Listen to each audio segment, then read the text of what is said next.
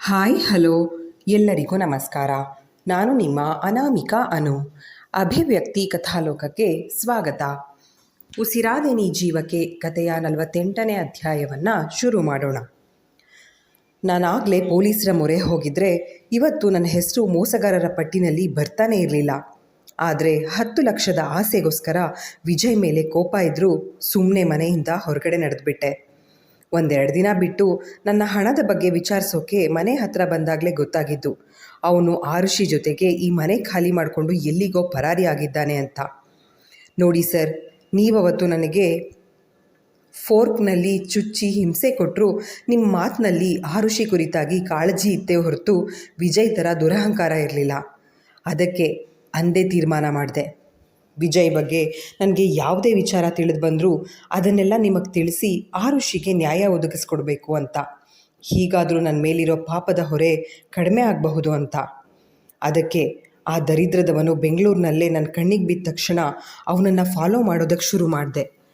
ಅವನು ಯಾರಿಗೂ ತಿಳಿದೇ ಇರೋ ಹಾಗೆ ಒಂದು ಮನೆಯನ್ನು ಬಾಡಿಗೆಗೆ ಪಡ್ಕೊಂಡು ತನ್ನ ಮುಖ್ಯ ವಸ್ತುಗಳನ್ನೆಲ್ಲ ಅದರಲ್ಲಿ ಇಟ್ಟಿದ್ದಾನೆ. ತಗೊಳ್ಳಿ, ಈ ಚೀಟಿನಲ್ಲಿ ಆ ಮನೆ ವಿಳಾಸ ಇದೆ.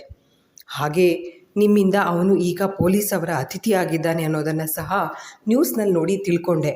ಸುದ್ದಿ ಕೇಳಿ ಖುಷಿಯಾದರೂ ಅವನಿಗೆ ಶಿಕ್ಷೆ ಆಗುತ್ತೆ ಅನ್ನೋ ನಂಬಿಕೆ ಇಲ್ಲ ಸರ್. ಅವನು ಅತಿ ಬುದ್ಧಿವಂತ. ಈಗಾಗಲೇ ಈ ಕೇಸ್ನಿಂದ ಹೊರಗಡೆ ಹೇಗೆ ಬರಬೇಕು ಅನ್ನೋದನ್ನು ಪ್ಲ್ಯಾನ್ ಮಾಡಿರ್ತಾನೆ. ಯಾವುದಕ್ಕೂ ನೀವು ಹಾಗೆ ಆರುಷಿ ಸ್ವಲ್ಪ ಹುಷಾರು.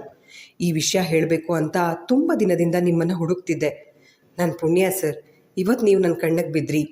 ಅದಕ್ಕೆ ನೀವು ನನ್ನ ನೋಡಿ ಕೋಪಿಸ್ಕೊಂಡ್ರೂ ಪರವಾಗಿಲ್ಲ ಅಂತ ತಕ್ಷಣ ನಿಮಗೆ ಈ ವಿಷಯ ಮುಟ್ಸೋಕೆ ಬಂದೆ ಎಂದು ಹೇಳಿ ಮತ್ತೊಮ್ಮೆ ತನ್ನ ತಪ್ಪುಗಳಿಗೆ ಕ್ಷಮೆ ಕೇಳಿ ಅಲ್ಲಿಂದ ಹೊರಟು ಬಿಟ್ಟರು. ಕೈಯಲ್ಲಿರುವ ಚೀಟಿಯನ್ನು ನೋಡಿ ಇವನಿಗೆಲ್ಲೋ ಭ್ರಾಂತು. ಆ ವಿಜಯ್ ಶ್ರವಣ್ ಕುಮಾರ್ ಅವರ ಕಪಿಮುಷ್ಟಿನಿಂದ ತಪ್ಪಿಸ್ಕೊಂಡು ಹೊರಗಡೆ ಬರೋದಾ? ಇದಂತೂ ಅಸಾಧ್ಯವಾದ ಮಾತು. ತನ್ನಲ್ಲೇ ಹೇಳಿಕೊಂಡು ಆ ಚೀಟಿಯನ್ನು ತನ್ನ ಕೀಸೆಯೊಳಗಿಟ್ಕೊಂಡು ಮತ್ತೆ ಅಂಗಡಿಯೊಳಗೆ ಹೋಗಬೇಕು ಅನ್ನೋ ಅಷ್ಟರಲ್ಲಿ ಇವನನ್ನೇ ಹುಡುಕಿಕೊಂಡು ಬಂದ ಆರುಷಿಯನ್ನು ಕಂಡು ನಿಡಿದಾದ ಉಸಿರನ್ನು ಹೊರದಬ್ಬಿದ. ಕೆನೆ ಹಾಲು ಬಣ್ಣದ ಜಾರ್ಜೆಟ್ ಫ್ಯಾನ್ಸಿ ಸೀರೆಯ ಬಾರ್ಡರ್ ಇದ್ದ ಫ್ಲೋರಲ್ ಫ್ಲರ್ಟ್ಸ್ ಸೀರೆಯ ಮೆರಗನ್ನು ಹೆಚ್ಚಿಸ್ತೋ ಅಥವಾ ಸೀರೆ ಅಪ್ಪಿದ್ದ ಹುಡುಗಿಯ ಮೊಗದ ಮೇಲಿನ ಮಂದಹಾಸ ಅದರ ಮೆರಗನ್ನು ಹೆಚ್ಚಿಸುತ್ತೋ ತಿಳಿಯದು. ಆದರೆ ತನ್ನ ಒಂದು ಕೋರಿಕೆಯನ್ನು ಮನ್ನಿಸಿ ಪಾರ್ಟಿಗೆ ತಾನು ಈ ಹಿಂದೆ ತಯಾರಾಗಿದ್ದಕ್ಕಿಂತ ಒಂದು ಕೈ ಹೆಚ್ಚೇ ರೆಡಿಯಾಗಿ ಇವನ ಹೃದಯಕ್ಕೆ ಸಿಹಿ ಕಾಟ ನೀಡುವಂತೆ ಕಾಣುತ್ತಿದ್ದವಳ ಮೇಲಿಂದ ಕಣ್ಣು ಕೀಳದಾದ. ಈ ಕ್ಯೂಟಿನ ಹೇಗಾದರೂ ಮಾಡಿ ಡೇಟ್ ಮಾಡಬೇಕು ಅನ್ನೋ ಆಸೆ ಪಟ್ಟಿದ್ದೆ. ಆದರೆ ಇವಳು ನಾನು ಜೀವನ ಪೂರ್ತಿ ಮತ್ತೆ ಇನ್ಯಾರ ಜೊತೆಗೂ ಡೇಟಿಗೆ ಹೋಗದೇ ಇರೋ ಹಾಗೆ ಮಾಡ್ತಾಳೆ ಅಂತ ಅಂದ್ಕೊಂಡಿರಲಿಲ್ಲ. ಹೇಳಿಕೊಂಡು ಸಣ್ಣ ಉಸಿರನ್ನು ಹೊರದಬ್ಬಿದವನ ಬಳಿಗೆ ಬಂದು, ಚಿಂಟು ಹೇಳ್ದ ನಿಮ್ಮನ್ನು ಯಾರೋ ಭೇಟಿ ಆಗಲು ಬಂದಿದ್ರು ಅಂತ. ಯಾರು? ನಿಮ್ಮ ಫ್ರೆಂಡಾ?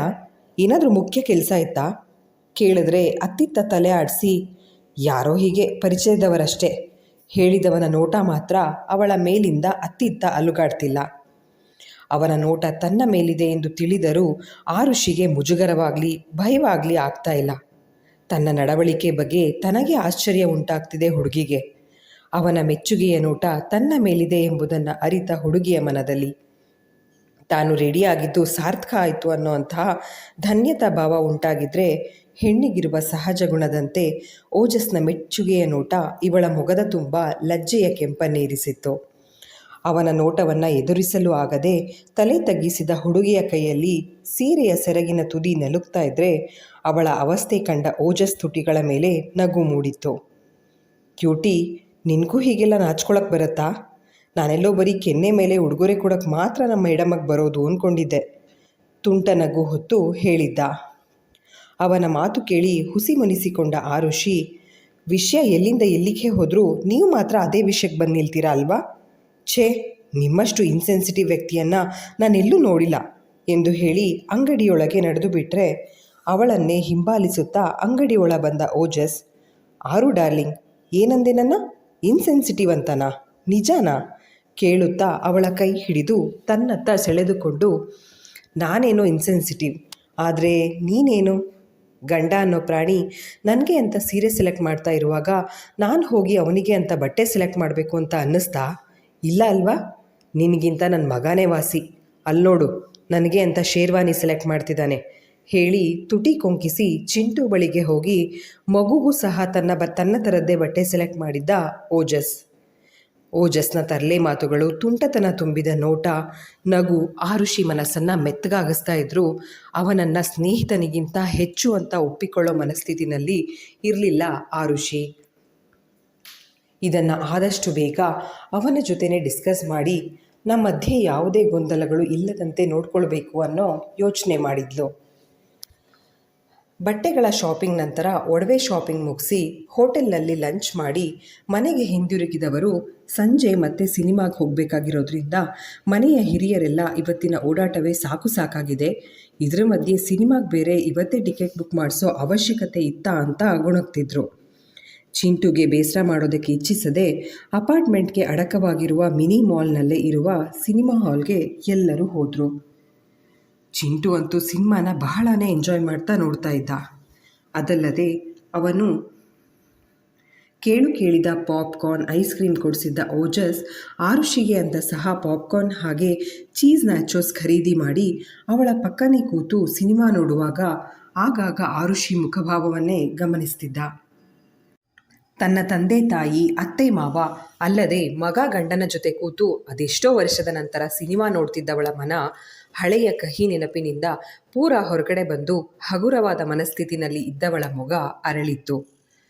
ಬೆಳಗ್ಗೆ ನನಗೆ ಅಂತ ಬಟ್ಟೆ ಅಂತೂ ಸೆಲೆಕ್ಟ್ ಮಾಡಲಿಲ್ಲ, ಈಗ ನನ್ನ ಜೊತೆ ಈ ಪಾಪ್ಕಾರ್ನ್ ಆದರೂ ಶೇರ್ ಮಾಡ್ತೀರಾ ಮಿಸಸ್ ಚಂದ್ರ? ಕೇಳಿದ್ರೆ ಅವನೆಡೆಗೆ ಸಣ್ಣ ಮುಗುಳ್ನಗೆ ಬೀರಿ ಪಾಪ್ಕಾರ್ನ್ ಟಬ್ನ ಅವನೆಡೆಗೆ ಚಾಚಿದ್ಲು. ನನ್ನ ಜೀವನದಲ್ಲಿ ಇಂಥ ಸಣ್ಣ ಪುಟ್ಟ ಸಂತೋಷಗಳನ್ನು ಆಸ್ವಾದಿಸೋದಕ್ಕೆ ಸಹ ಭಯ ಬೀಳೋವಂಥ ಮನಸ್ಥಿತಿಗೆ ಬಂದ್ಬಿಟ್ಟಿದೆ ಚಂದ್ರ. ಇದರಿಂದ ಚಿಂಟು ತನ್ನ ಬಾಲ್ಯದ ಅದೆಷ್ಟೋ ಸಂತೋಷದ ಕ್ಷಣಗಳನ್ನು ಮಿಸ್ ಮಾಡ್ಕೊಳ್ತಾ ಇದ್ದ. ಆದರೆ ನೀವು ನನ್ನ ಬದುಕಿಗೆ ಬಂದ ಮೇಲೆ ನಾನು, ನನ್ನ ಮಗ ತುಂಬಾ ಸಂತೋಷವಾಗಿದ್ದೀವಿ. ಈ ವಿಷಯಕ್ಕೆ ನಿಮಗೆ ನಾನು ಎಷ್ಟು ಥ್ಯಾಂಕ್ಸ್ ಹೇಳಿದ್ರೂ ಕಡಿಮೆನೇ. ಆದರೆ ನನಗೆ ನಮ್ಮ ಸಂಬಂಧದಲ್ಲಿ ಮುಂದುವರಿಯೋದಕ್ಕೆ ಆಗ್ತಿಲ್ಲ ಚಂದ್ರ. ನೀವು ತುಂಬ ಒಳ್ಳೆಯವರು ಅನ್ನೋದ್ರ ಬಗ್ಗೆ ಎರಡು ಮಾತಿಲ್ಲ, ಬಟ್ ಐ ಆಮ್ ಹೆಲ್ಪ್ಲೆಸ್ ಚಂದ್ರ. ನನಗೆ ಇನ್ನೂ ನನ್ನ ಗತದ ನೆನಪುಗಳನ್ನು ಪೂರ್ತಿಯಾಗಿ ಮರೆತು ಮುನ್ನಡೆಯಲು ಆಗ್ತಾ ಇಲ್ಲ. ಇದನ್ನು ನಿಮ್ಮ ತಾಯಿಯವರ ಹತ್ರ ನೇರವಾಗಿ ಹೇಳೋದಕ್ಕೆ ಆಗಲ್ಲ. ಅವರಿಗೆ ನಾನು ಹಾಗೆ ಹೇಳೋದು ಸಹ ತಪ್ಪಾಗುತ್ತೆ. ನನ್ನ ಮಗನ ಖುಷಿನ ಮಾತ್ರ ಮನಸ್ಸಿನಲ್ಲಿಟ್ಕೊಂಡು ಅವ್ರ ಮಗನ ಖುಷಿನ ಹಾಳು ಮಾಡೋ ಯಾವ ಹಕ್ಕು ನನಗಿಲ್ಲ. ಹಾಗಂತ ನೀವು ನನ್ನ ಬಿಟ್ಟು ಬೇರೆ ಹುಡುಗಿನ ಮದುವೆ ಆಗಿ ಸಂತೋಷವಾಗಿರಿ ಅಂತಲೂ ಹೇಳೋಕೆ ಮನಸ್ಸು ಬರ್ತಿಲ್ಲ. ಚಿಂಟು ಖುಷಿಗೆ ನೀವು ಕಾರಣ ಅನ್ನೋದು ತಿಳಿದಾಗಿನಿಂದ ನಿಮ್ಮನ್ನು ಬಿಟ್ಕೊಡೋ ಮನಸ್ಸು ಬರ್ತಿಲ್ಲ. ಈ ಕ್ಷಣಕ್ಕೆ ನಾನು ನಿಮ್ಮ ಕಣ್ಣಿಗೆ ತುಂಬಾ ದೊಡ್ಡ ಸ್ವಾರ್ಥಿಯಾಗಿ ಕಾಣ್ತಾ ಇದ್ದೀನಿ ಅಂತ ಗೊತ್ತು. ಆದರೆ ತಾಯಿಯಾಗಿ ನನಗೆ ನನ್ನ ಮಗನ ಸಂತೋಷನೇ ಮುಖ್ಯ, ಅಳುಕಿನಲ್ಲೇ ಹೇಳಿದ್ಲು. ಅವಳ ಮಾತಿಗೆ ಸಣ್ಣದಾಗಿ ನಕ್ಕ ಓಜಸ್.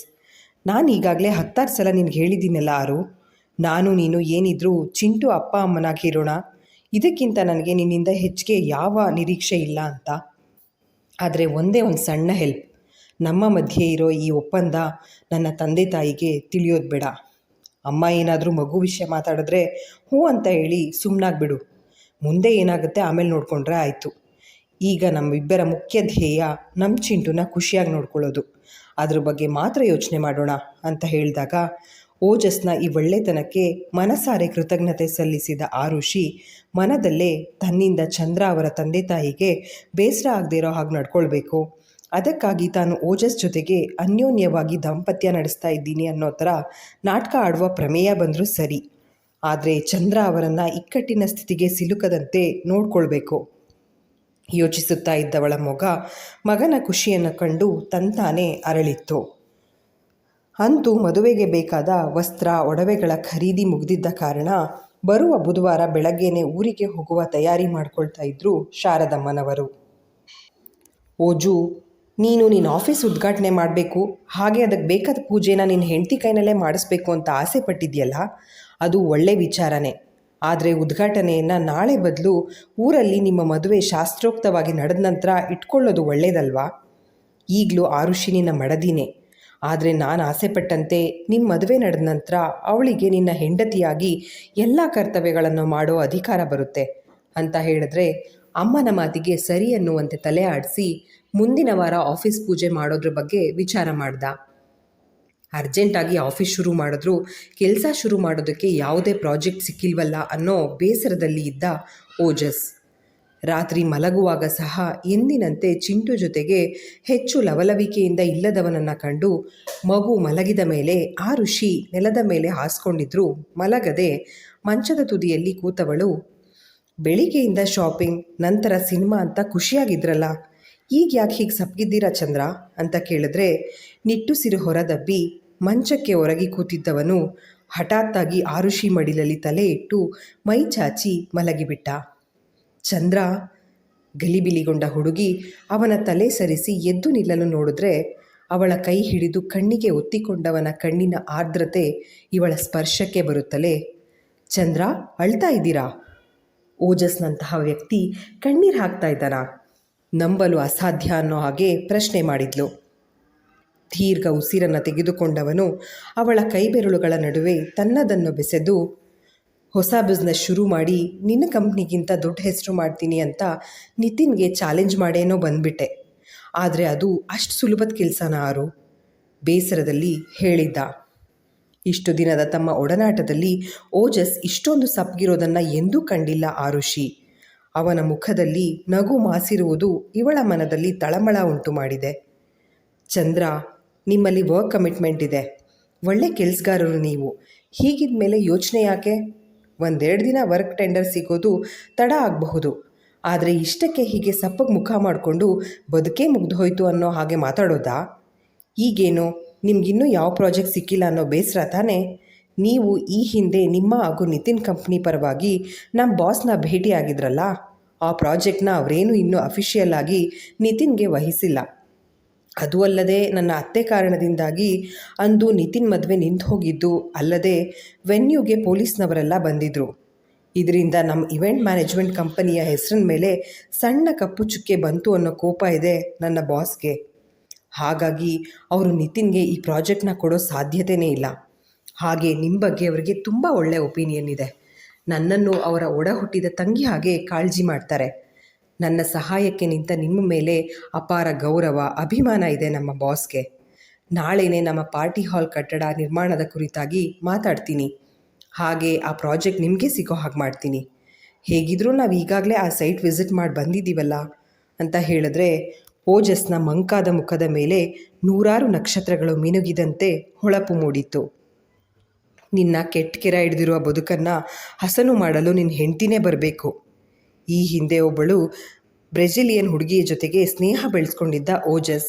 ಅವಳ ಜೊತೆಗಿನ ಒಡನಾಟದಲ್ಲಿ ಆ ಹುಡುಗಿಗೆ ಕುಡಿತದ ಜೊತೆಗೆ ಮಾದಕ ದ್ರವ್ಯ ವ್ಯಸನವಿದೆ ಎಂಬುದನ್ನು ತಿಳಿದು ಇಂತಹ ಕಾನೂನು ಬಾಹಿರ ಚಟುವಟಿಕೆ ನಡೆಸುವ ಹೆಣ್ಣಿನ ಜೊತೆಗಿದ್ರೆ ತನಗೆ ತೊಂದರೆ ಕಟ್ಟಿಟ್ಟ ಬುತ್ತಿ ಎಂದು ಅವಳ ಜೊತೆಗೆ ಊರ ಹೊರಗಿರುವ ರೆಸಾರ್ಟ್ಗೆ ಪಾರ್ಟಿಗೆ ಅಂತ ಹೋಗಿದ್ದವನು ರಾತ್ರೋರಾತ್ರಿ ಪಾರ್ಟಿ ಬಿಟ್ಟು ನಿತಿನ್ ಮನೆಗೆ ಹಿಂತಿರುಗಿ ಬಂದಿದ್ದ. ಆಗ ಓಜಸ್ನ ಅವಸ್ಥೆ ಕಂಡು ನಗುತ್ತಾ, ಮೊದಲು ಒಂದು ಮದುವೆ ಆಗು, ಹೆಂಡತಿ ಬಂದ ಮೇಲಿನ ಬದುಕು ಸರಿ ಹೋಗುತ್ತೆ ಅಂತ ನಗುತ್ತಾ ಗೆಳೆಯನ ಕಾಲೆಳೆದಿದ್ದ ನಿತಿನ್ ಮಾತಿಗೆ ಸಿಟ್ಟಾಗಿದ್ದ. ಆದರೆ ಈಗ ಅವನ ಮಾತಿನಂತೆಯೇ ಹೆಂಡತಿ ಬಂದ ಮೇಲೆ ಇವನ ಬದುಕಲ್ಲಿ ಹೊಸತನ ತುಂಬಿದೆ. ಯಾವಾಗಲೂ ನಗು ನಗ್ತಾ ತರ್ಲೆ ತುಂಟಾಟ ಮಾಡೋ ಓಜಸ್ ಎಂದು ತನ್ನ ಬೇಸರ ದುಃಖ ನಿತಿನ್ ಹೊರತಾಗಿ ಬೇರೆ ಯಾರ ಬಳಿಯೂ ಹೇಳ್ಕೊಂಡಿರಲಿಲ್ಲ. ಮೊದಲ ಬಾರಿಗೆ ಆರುಷಿ ಬಳಿ ತನ್ನ ಮನದ ಇಂಗಿತ ಹೇಳ್ಕೊಂಡ ತಕ್ಷಣ ಅವಳು ಇವನ ಸಮಸ್ಯೆಗೆ ಪರಿಹಾರ ಸೂಚಿಸಿದ ರೀತಿಗೆ ಇವನ ಮನ ನಿರಾಳಗೊಂಡಿತ್ತು. ಥ್ಯಾಂಕ್ಸ್ ಆರು, ನಿನ್ನ ಈ ಉಪಕಾರನ ನಾನು ಎಂದೂ ಮರೆಯಲ್ಲ ಹೇಳಿದ. ನೀವು ತಾನೇ ನಮ್ಮ ಮಧ್ಯೆ ಥ್ಯಾಂಕ್ಸ್ ಅವಶ್ಯಕತೆ ಇಲ್ಲ ಅಂತ ಹೇಳಿದ್ದು, ಈಗ ನೀವೇ ನಿಮ್ಮ ಮಾತು ಮರೆತು ಥ್ಯಾಂಕ್ಸ್ ಹೇಳ್ತಾ ಇದ್ದೀರಲ್ಲ ಚಂದ್ರ. ಹಾಗೆ ನೋಡೋಕೆ ಹೋದರೆ ನೀವು ನನಗೆ ಮಾಡಿರೋ ಉಪಕಾರಕ್ಕೆ ನಾನು ಅದೆಷ್ಟು ಕೋಟಿ ಸಲ ಥ್ಯಾಂಕ್ಸ್ ಹೇಳಿದ್ರೂ ಕಡಿಮೆನೇ ಹೇಳಿದವಳು ತನ್ನರಿವಿಗೆ ಬಾರದೆ ಅವನ ತಲೆ ಕೂದಲನ್ನು ನೇವರಿಸಲು ಶುರು ಮಾಡಿದ್ಲು. ಆರುಷಿ ತನ್ನ ಕಡೆ ತೋರುತ್ತಿರುವ ಈ ಸಲುಗೆಯಿಂದ ಇವನ ಮನ ಅರಳಿತ್ತು. ದಿನದ ಓಡಾಟದ ಆಯಾಸವನ್ನೆಲ್ಲ ಮರೆಯಾದಂತೆ ಹೊಸ ಚೈತನ್ಯ ಮೈಮನಸ್ಸನ್ನು ತುಂಬಿತ್ತು. ಇದಕ್ಕಂತೂ ಥ್ಯಾಂಕ್ಸ್ ಹೇಳಲೇಬೇಕು. ಓಜಸ್ನ ತುಂಟ ನಗು ಮುಖದ ನೋಡಿಯೇ ಇವಳು ಹೆಚ್ಚೆತ್ತು ಅವನ ತಲೆಯನ್ನು ತನ್ನ ಮಡಿಲಿನಿಂದ ಒರಟಾಗಿ ಸರಿಸಿ ಎದ್ದು ನಿಂತು, ಏನೋ ಹೋಗಲಿ ಪಾಪ, ಬೇಸರದಲ್ಲಿದ್ದೀರಲ್ಲ ಅಂತ ಕಾಳಜಿ ಮಾಡಿದ್ರೆ ಅಡ್ವಾಂಟೇಜ್ ತಗೊಳಕ್ಕೆ ನೋಡ್ತೀರಾ? ರೇಗುತ್ತಾ ಹೋಗಿ ನೆಲದ ಮೇಲೆ ಹಾಸಿದ್ದ ಬ್ಲ್ಯಾಂಕೆಟ್ ಮೇಲೆ ಮುಸುಕೆಳೆದುಕೊಂಡು ಮಲಗಿಬಿಟ್ಲು.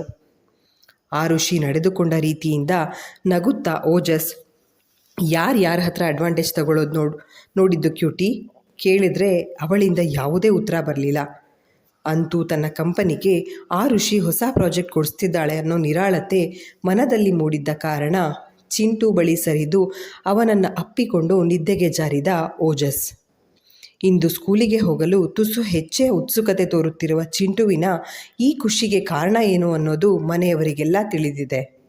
ತಾತನ ಕೈಯಲ್ಲೇ ಯೂನಿಫಾರ್ಮ್ ಹಾಕಿಸ್ಕೊಳ್ತಾ ಇರುವ ಪುಟ್ಟ ಪೋರ, ತಾತ ನಾನು ಸಾರಾ ಹತ್ರ ನನಗೆ ಅವಳಮ್ಮ ಥರ ಪಪ್ಪ 2 ಪೀಪಲ್ ಸಿಕ್ಕಿದ್ದಾರೆ ಅಂತ ಹೇಳಲಾ ಕೇಳಿದ್ರೆ ಮೊಮ್ಮಗನ ಮಾತಿಗೆ ನಗುತ್ತಾ ಒಪ್ಪಿಗೆ ಸೂಚಿಸಿದರು. ಇಲ್ಲಿಗೆ ಈ ಸಂಚಿಕೆ ಮುಕ್ತಾಯವಾಯಿತು. ಸಂಚಿಕೆ ನಿಮ್ಮೆಲ್ಲರಿಗೂ ಇಷ್ಟವಾಗಿದೆ ಅಂತ ಭಾವಿಸ್ತೇನೆ. ದಯವಿಟ್ಟು ನಿಮ್ಮ ಅನಿಸಿಕೆ ಅಭಿಪ್ರಾಯಗಳನ್ನು ಕಮೆಂಟ್ ಸೆಕ್ಷನಲ್ಲಿ ಹಂಚ್ಕೊಳ್ಳೋದನ್ನು ಮರಿಬೇಡಿ. ಧನ್ಯವಾದಗಳು.